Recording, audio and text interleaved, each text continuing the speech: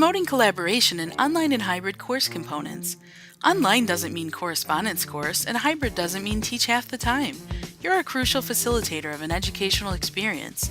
Students need to collaborate and feel the support and communication of a guide and a team to engage, persist, and succeed.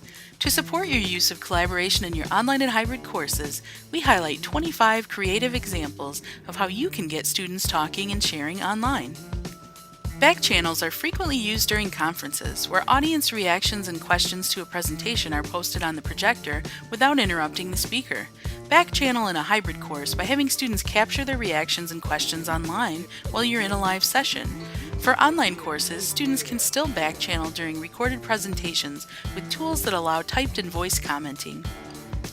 Bio poems are great welcome week activities. You provide the line prompts such as 4 words that describe you, 1 thing that you love, and so on. Students fill in the rest and you learn much more about them than you would with typical icebreakers that ask for non-personal details like majors and hometowns.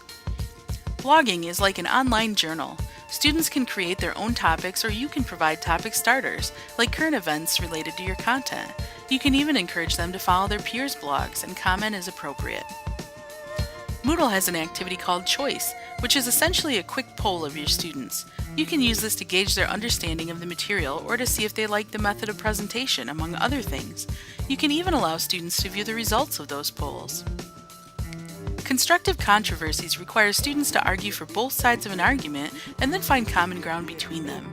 The theory is that when we explore and strengthen our own perspectives on an issue and then attempt to see an opposing viewpoint, we can seek additional information to assist us in building a more logically sound, factually supported case. Digital storytelling refers to using digital tools like text, voice, music, images, and animations to create a short video that tells a story, narrative, or other compelling account. Students might create a digital story to explain what a theory means with an applied example, to recount their own experience with a process such as the research process, or to defend their position on a controversial topic. To create a digital story, one must practice remembering, understanding, applying, analyzing, evaluating, and creating, which are all of the steps on Bloom's revised taxonomy. Discussion forums are standard in most online and hybrid courses. Though face-to-face instructors are concerned they'll lose out on the rich participation they get in a classroom if they move their content to the online environment, we disagree. Asynchronous communication methods like the discussion forum allow students to take time to collect their thoughts, resulting in comments and feedback that can sometimes provide more depth than live responses given on the spot in a classroom. This format of participation can be more comfortable for participants that are introverted as well. E-portfolios are online demonstrations of a student's ability over time. They often include text, files, images, blog entries, multimedia, and links. E-portfolios can help students reflect on their own learning, share their skills and interests with others, and understand the value of compiling a professional online presence for future employment. Of course, surveys provide most of the same benefits you'd get from a poll or Moodle Choice activity. The difference is that surveys allow you to collect expanded, qualitative information on your students' questions and reactions. The survey activity available in Moodle is called Feedback. Geotagging allows users to add location data to photos, videos, websites, and more. You could use this to follow the movement of events in an historical or literary account, to track the incidence of crime in a geographic area, or to follow the migration patterns of animals. If you haven't tried Google Docs for group collaboration and editing, do it now. This is a simple, free way to create work online, share it with others, and access your files from anywhere. Google Docs allows you to make documents, spreadsheets, presentations, forms, and more, and to edit them in real time with others on your share list. It has built-in instant messaging, revision tracking, and comments. You don't ever have to worry about emailing file attachments and storing document versions ever again. A Google Jockey is an identified student who finds interesting information online to support your lesson or lecture. For example, if you're studying Sigmund Freud, your Google Jockey might use the web to find information such as Freud's date and place of birth and date of place of death, the Wikipedia entry on psychoanalysis, a picture of Freud, his greatest influences, and so on. It's a great way to allow students to be active learning partners and bring the lesson to life. Instant messaging use as a standalone product has been muted somewhat by the rise of social networks and other aggregating tools that contain these functions. However, instant messaging can still be a very useful tool. We recommend welcoming your students to IM office hours to get live support. With all the cheap, even free video and audio tools that are out there these days, you and your students can easily do interviews or invite guest speakers into your online classes, or faculty can schedule with our studio to produce a professional quality piece for repeated use. Asking students to map or diagram around a central idea can be a very useful way for students to understand how course concepts relate to each other, to brainstorm ideas when writing, to reach solutions, to map processes, and so on. Mapping doesn't have to be a solitary act. Many programs allow students to work together to construct these ideas, linking out to other websites and media and commenting as they go. Media collages are a great way for students to share images, type thoughts, web links, videos, and audio clips on a topic. This example is part of a book review prepared by a student enrolled in SOCH 220 online.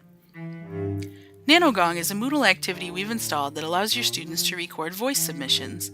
The courses that use NanoGong the most are the online medical terminology courses for assessing student pronunciation. However, we can see many uses for this activity. As we've proven to you through this credentialing experience, many options exist for presenting online.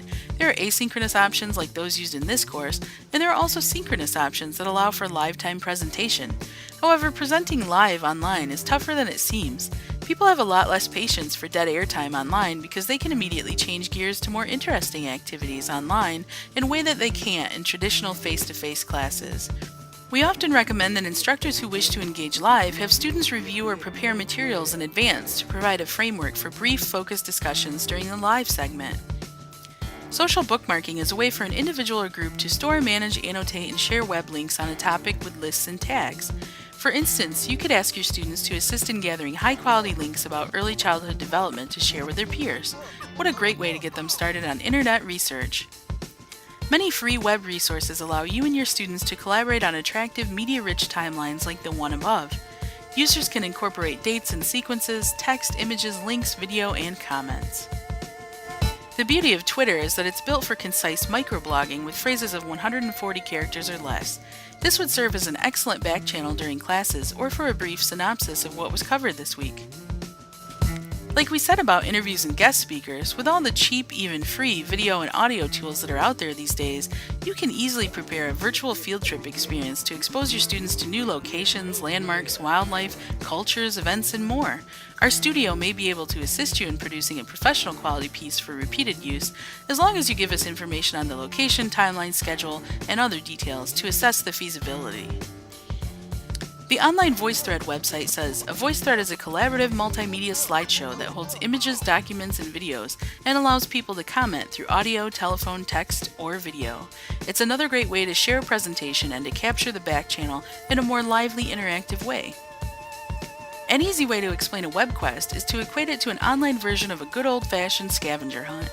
It was really designed to create lessons that make good use of technology and assist with student technology literacy while providing a little fun and assisting students in learning about and applying the content. Wikipedia is probably the most famous wiki on the planet. A wiki is an editable website compiled of interlinked pages with text, media, and external links. Wikis allow for collaborative creation and editing of content based on the idea that we all have knowledge to share and we can assist each other in the ongoing process of creation and clarification. What a beautiful concept! To reiterate, collaboration is crucial if you want your students to engage, persist, and succeed. What we presented here were just examples. Feel free to share your ideas with your peers.